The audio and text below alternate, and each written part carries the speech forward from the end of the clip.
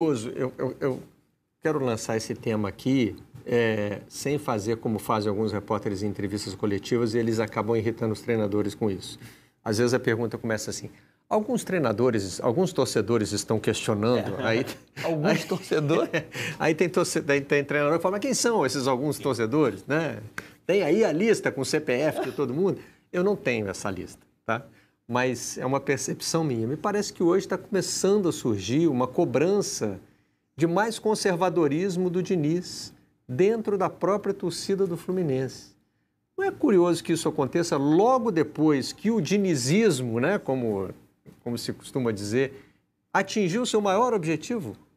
Foi campeão da Libertadores? Quer dizer, não seria a hora de abraçar o dinizismo e dizer assim, esse é o sistema que funciona, ele é bom para o Fluminense, aqui dentro dá certo, né? E vamos nessa, vamos dobrar a aposta, como, aliás, o próprio Diniz parece estar fazendo. Eu acho que ontem ele fez, quando coloca ele tem feito cada vez mais, né? Quando coloca o Martinelli como zagueiro. Isso, ele está passando da questão do volante para o meia, jogando de zagueiro, né?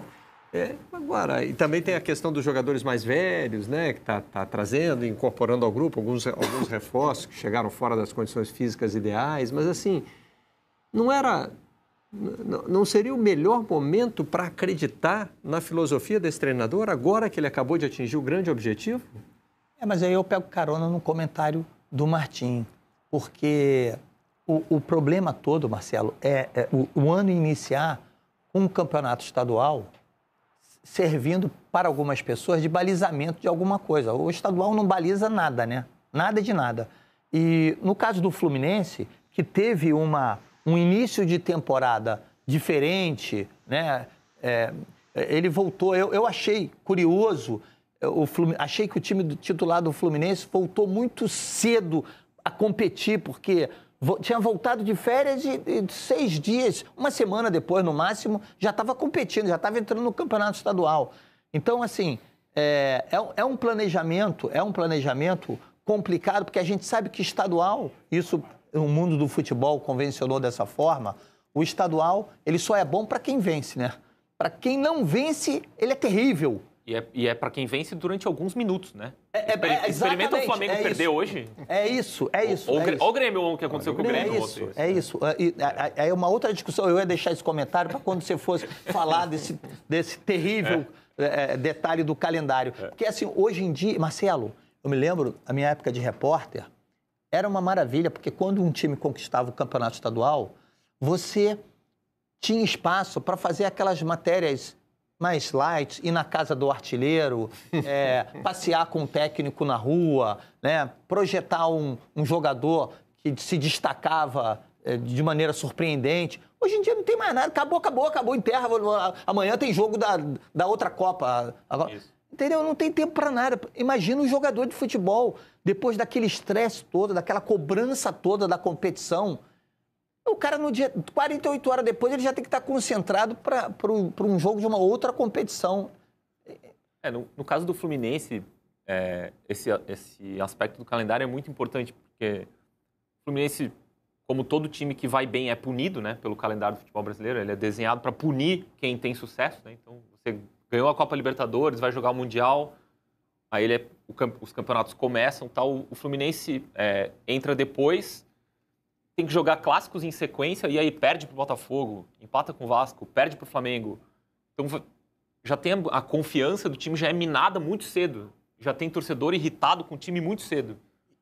Então, o clima já começa pesado muito cedo. O Fluminense não tem nem tempo de começar o ano, já começa com clássico, com cobrança da torcida e tal. Então, o Fluminense está, aos poucos, começando o ano, e ontem, por isso que eu vejo o copo de ontem meio cheio, assim. O Ganso voltou bem ontem, o Ganso voltou de onde parou, assim, não teve nenhum tipo de dificuldade ontem. O Ganso jogou muito bem ontem. Uhum. Talvez tenha sido o melhor jogador do Fluminense junto com o Marquinhos. O Cano talvez também estava sem jogar fazia muito tempo, sem fazer gol fazia muito tempo. Achei que o Marcelo teve um bom desenvolvimento de jogo.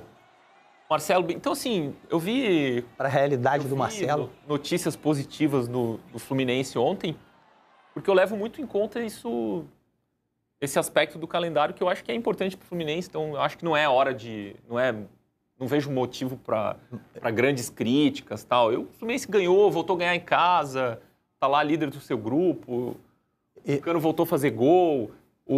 Eu acho que o Marquinhos se consolidou. Acho que vai ser muito difícil para o Keno voltar a ser titular, com o Marquinhos do jeito que está jogando. Acrescenta nesse teu raciocínio aí, acrescenta a necessidade de você fabricar um novo time. Porque com a saída do Nino, me pareceu que o sistema defensivo sofreu um abalo muito grande.